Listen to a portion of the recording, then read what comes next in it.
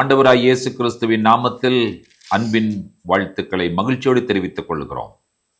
Egyptian ஹலல் என்று அழைக்கப்படுகிற அந்த சங்கீத தொகுப்பிலே இன்றைக்கு 116ஆம் சங்கீதத்தை நாம் தியானிக்க இருக்கிறோம். இந்த ஹலல் சங்கீதங்களிலே இந்த சங்கீதம் கொஞ்சம் வித்தியாசப்பட்ட சங்கீதம். இந்த ஹலல் சங்கீதத்திலே இந்த சங்கீதத்தினுடைய வித்தியாசம் என்னவென்று சொல்லி கேட்டால், நாம் மறுமைக்கு தயாராக வாழக்கூடிய மக்கள் என்கிறதான விஷயத்தை இந்த சங்கீதம் நமக்கு வலியுறுத்தி சொல்லுகிற ஒரு சங்கீதமாக இருக்கிறது.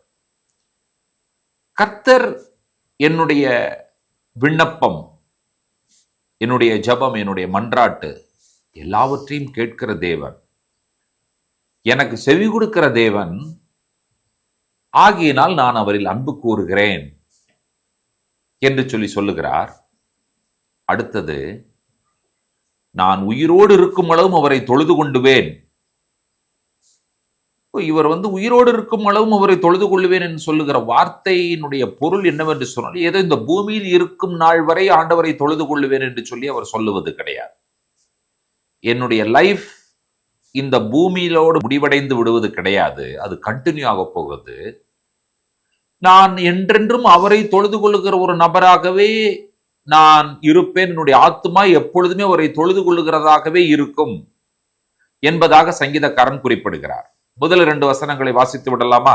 கர்த்தர் என் சத்தத்தையும் என் விண்ணப்பத்தையும் கேட்டதினால் அவரில் அன்பு கூறுகிறேன். அவர் தமது செவியை எனக்கு சாய்த்தபடியால் நான் உயிரோடு இருக்கும் அளவும் அவரை தொழுது கொள்வேன்.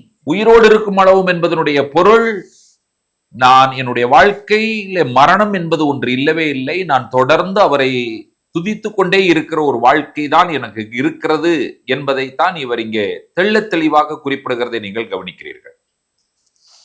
இப்பொழுது இந்த சங்கீதக்காரன் இந்த சங்கீதத்தை பஸ்காவிலே பாடக்கூடிய ஒரு சங்கீதமாக எழுதி அதனுடைய காரியங்களை இங்கே முன்வைக்கும் பொழுது, அவர் தன்னுடைய, அதாவது ஒரு மனிதனுடைய இறுதி நாட்கள் வரும் பொழுது அவன் ஆண்டவரோடு இணைந்து கொள்ள வேண்டும் என்கிறதான விஷயத்திற்காக இது எழுதப்பட்ட சங்கீதம்.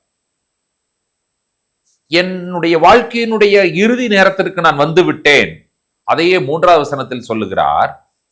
அதை தொடர்ந்து அவர் சொல்லுகிற விஷயம், கர்த்தருடைய நாமத்தை நான் தொழுது கொண்டு என்னுடைய ஆத்துமாவை விடுவியும் என்று கெஞ்சினேன் என்று சொல்லுவதை நீங்கள் கவனிக்கிறீர்கள்.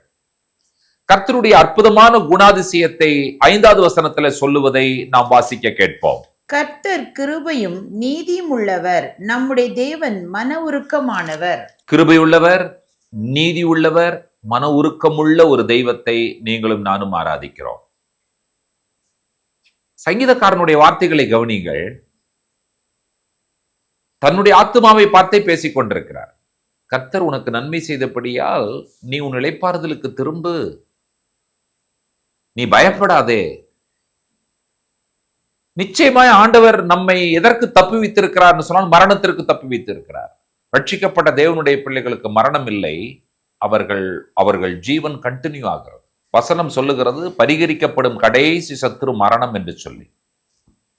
இந்த பூலோக வாழ்க்கை நமக்கு முடிவிற்கு வரும் பொழுது நம்மை மரணம் என்கிற ஒரு தூதனும் தேவ தூதனும் வந்து சந்திப்பார்கள். நம்முடைய ஆத்துமா ஆண்டவராய் இயேசு கிறிஸ்துவை அறிக்கை செய்து ரட்சிக்கப்பட்டிருக்கும் என்று சொன்னால், என்னை சந்திக்க வருகிற கடைசி தூதனாகிய மரணத்தை பரிகாரம் செய்துவிட்டு என்னை நித்திய ஜீவனுக்கு நேராய் நடத்தி கொண்டு போவதற்கு ஆண்டவர் உண்மையுள்ள தேவனாய் இருக்கிறார். ஆகியனால் தான் நான் சொல்லுகிறேன், மரணம் என்கிறதான விஷயம் அந்த தூதன் நம்மை சந்திப்பதற்கு ஆண்டவர் அனுமதிப்பது கிடையாது.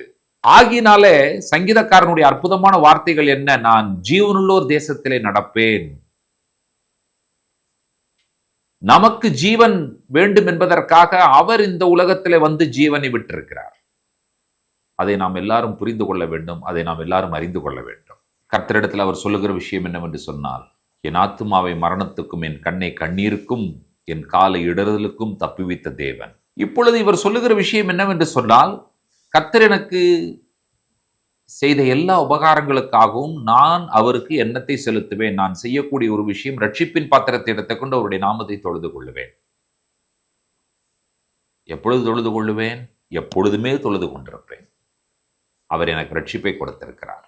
ஆகினால் அவர் சொல்லுகிறார், கர்த்தருடைய பரிசுத்தவான்களுடைய மரணம் என்று சொல்லும் பொழுது அது அவர்களுடைய முடிவு அவருடைய பார்வைக்கு அருமையானது. காரணம் என்னவென்று சொன்னால் அவர் அவர்களோடு சேர்த்துக் கொள்ளுகிற ஒரு தேவனாய் அவர் இருக்கிறார். சங்கீதக்காரனுடைய வார்த்தைகள் ரொம்ப அற்புதமாய் நிறைவடைகிறதை இந்த சங்கீதத்தில் நீங்கள் கவனிக்கும் பொழுது 17, 18, 19 கடைசி 3 வசனங்களை வாசியுங்கள். நாம் ஜெபித்து நிறைவு செய்யலாம். நான் உமக்கு ஸ்தோத்திர பலியை செலுத்தி கர்த்தருடைய நாமத்தை தொழுது கொள்வேன். நான் கர்த்தருக்கு செய்த பொருத்தனைகளை அவருடைய ஜனங்கள் எல்லாருக்கும் முன்பாகவும் கர்த்தருடைய ஆலயத்தின் பிரகாரங்களிலும் எருசலேமே உன் நடுவிலும் நிறைவேற்றுவேன். அல்லேலூயா. இஜிப்சியன் ஹலல் என்று அழைக்கப்படுகிற சங்கீத தொகுப்பிலே இந்த சங்கீதக்காரனுடைய வார்த்தைகளை நீங்கள் கவனித்தீர்கள் என்று சொன்னால், கர்த்தருக்கு ஸ்தோத்திர பலிகளை செலுத்துவேன், கர்த்தருடைய நாமத்தை நான் தொழுது கொள்ளுவேன், கர்த்தருக்கு நான் பொருத்தனை செய்திருக்கிறேன், அதை நான் நிறைவேற்றுவேன். எப்பொழுது எப்படி நிறைவேற்றுவேன்? கர்த்தருடைய ஆலயத்தின் பிரகாரங்களிலும் எருசலேமே உன்னடிவிலும் நான் அதை நிறைவேற்றுவேன் என்று சொல்லி சங்கீதக்காரன் சொல்லுகிறார். ஆகினால இந்த பஸ்காவினுடைய மேஜையிலே அமர்ந்து கொண்டு போஜனத்திற்கு பிறகு பாடுகிற இந்த அற்புதமான சங்கீதத்திலே இந்த சங்கீதத்தின் மூலமாக இந்த சங்கீதத்தை படிக்கிறவர்களுக்கு ஒரு விஷயத்தை சங்கீதக்காரன் உணர்த்த விரும்புகிறார். அது என்ன என்கிறதான கேள்விக்கு, ரட்சிக்கப்பட்ட தேவனுடைய பிள்ளைகளுக்கு இந்த உலகத்திலே மரணம் என்று ஒன்று இல்லை. அவர்கள் நித்திய ஜீவனை சுதந்திரித்துக் கொள்ளுவார்கள். அவர்கள் எப்பொழுதும் கர்த்தரை துதித்துக் கொண்டே இருப்பார்கள். கர்த்தருடைய நாமத்திற்கு மகிமையும் ஸ்தோத்திரங்களையும் செலுத்தி கொண்டே இருப்பார்கள். கர்த்தர் அவர்களை ஆசீர்வதிப்பார். அவர்களை பற்றி சொல்லும் பொழுது கர்த்தருடைய பிள்ளைகளாய் இருக்கிறார்கள் அவர்கள். கர்த்தர் அவர்களுடைய கட்டுகளை எல்லாம் அவிழ்த்து விட்டார். இன்றைக்கு நீங்களும் நானும் பெற்றுக்கொள்ளக்கூடிய ஒரு ஆசீர்வாதமான நற்செய்தி என்னவென்று சொன்னால், தேவன் நம்முடைய கட்டுகளை எல்லாம் அவிழ்த்து நம்மை விடுதலையாக்கி நம்மை அவருடைய பிள்ளையாக சேர்த்து கொண்டிருக்கிறார் என்கிறதான அற்புதமான சந்தோஷமான செய்தியை பெற்றிருக்கிறோம். போராட்டங்கள், பிரச்சனைகள், பாடுகள், கவலைகள், கண்ணீர்கள், கட்டுகள் எதுவாக இருந்தாலும் சரி, இன்றைக்கு இந்த சங்கீதக்காரன் உங்களுக்கு சொல்லுகிற அற்புதமான வார்த்தைகள் என்னவென்று சொன்னால், என் கட்டுகளை அவிழ்த்து விட்டீர். இதை நீங்கள் வாயின் அறிக்கையாக செய்யுங்கள். எப்படிப்பட்ட மீள முடியாத கட்டுகளில் நீங்கள் இருந்தாலும் கர்த்தர் உங்களை விடுதலையாக்கி நம்மை விடுதலையாக்கி அவருடைய பிள்ளைகளாக இருக்க நமக்கு உதவி செய்கிறவர். நாம் கர்த்தருக்கு செய்த பொருத்தனைகள் அவைகளை கர்த்தருடைய பிள்ளைகளுக்கு முன்பாக நிறைவேற்ற கர்த்தர் நமக்கு உதவி செய்வாராக. சங்கீதத்தினுடைய முடிவு ஹல்லேலூயா, ஹலல் சங்கீதம் என்று சொல்லி சந்தோஷமாய் பாடக்கூடிய ஒரு சங்கீதத்தை மீண்டுமாய் கர்த்தர் நமக்கு கொடுத்தபடியால் கர்த்தருக்கு நன்றி சொல்ல கடமைப்பட்டிருக்கிறோம். ஜெபிப்போம். மகா பரிசுத்தமும் மிகுந்த கிருபையும் நீதியும் இரக்கமும் உள்ள எங்கள் அன்பு தெய்வமே, உம்முடைய ஒரே பேரான குமாரனாகிய ஆண்டவராய் இயேசு கிறிஸ்துவின் திருநாமத்தின் மூலமாக உம்முடைய திரு சமூகத்தில் இந்த காலை வேளையிலே எங்களுடைய ஆவி ஆத்மாவை சமர்ப்பணம் செய்து நாங்கள் ஜெபிக்கிறோம். ஆண்டவரே, ரட்சிப்பின் பாத்திரத்தை எடுத்துக்கொண்டு நாங்கள் உம்முடைய நாமத்தை தொழுது கொள்ளுவோம். நீர் எங்களுக்கு செய்த எல்லா உபகாரங்களுக்காகவும் எங்களுடைய பொருத்தனைகளை எல்லாம் நிறைவேற்றுவோம். நீர் எங்களுடைய கட்டுகளை எல்லாம் அவிழ்த்து விட்டீர். அதற்காக நாங்கள் நன்றி சொல்லுகிறோம். நாங்கள் விடுதலையாக்கப்பட்டோம். எகிப்தின் கட்டுகள் எங்களை விட்டு அவிழ்ந்து போனது. நீர் அவிழ்த்து விட்டு விட்டீர் ஆண்டவரே. இனி நாங்கள் அடிமைகள் அல்ல. நாங்கள் எகிப்திற்கும் அடிமைகள் அல்ல, பார்வோனுக்கும் அடிமைகள் அல்ல, பாவத்திற்கும் அடிமைகள் அல்ல. நாங்கள் உம்முடைய பிள்ளைகள். அதற்காக நாங்கள் உமக்கு நன்றி சொல்கிறோம். எங்கள் மேல் நீர் பாராட்டின நல்ல தெய்வக்காய் ஸ்தோத்திரங்களையும் துதிகளையும் மகிமையும் உமக்கு செலுத்துகிறோம். எல்லா துதியும் கனமும் மகிமையும் ஒருவருக்கு இயேசு கிறிஸ்துவின் வல்லமுடைய நாமத்தில் வேண்டுகிறோம். ஜெபம் கேளும் பரிசுத்தமுள்ள பிதாவே, ஆமேன், ஆமேன். நம்முடைய கர்த்தராகிய இயேசு கிறிஸ்துவின் கிருபையும் பிதாவாகிய தேவனுடைய அன்பும் பரிசுத்த தேவாவியானவருடைய அந்யோன்ய ஐக்கியமும் சிநேகமும் நம்மனோடும் கூட கர்த்தருடைய வருகை பரியந்தம் நீடித்து நிலைத்திருப்பதாக. ஆமேன், ஆமேன். ஷலோம். கர்த்தர் நம்மை ஆசீர்வதிப்பார்.